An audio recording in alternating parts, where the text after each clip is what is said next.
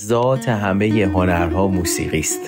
یعنی همه هنرها به اندازه‌ای که به موسیقی نزدیک میشن تبدیل به هنر میشن. به نظر من موسیقی مثل یک اکسیره که وقتی به واژه‌ها میخوره اونها رو تبدیل به شعر میکنه، با رنگ‌ها آمیزش پیدا میکنه، تبدیل به نقاشی میشه. زمانی که منجمد میشه در زمان و مکان تبدیل به معماری میشه. یعنی ما عنصر موسیقی همیشه برای من یک عنصر جذاب و جادویی بوده.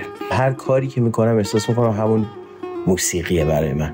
نقاشی برای من موسیقی، مجسمه سازی برای من موسیقی، شعر برای من موسیقی.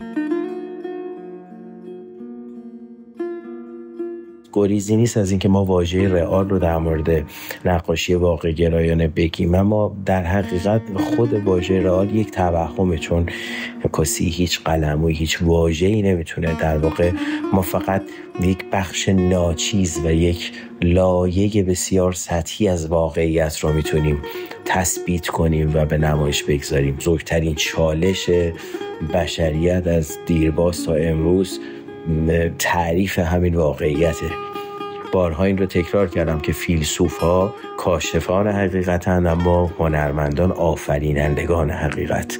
کار هنر آفرینشه، حتی زمانی که واقعیت رو تصویر میکنه.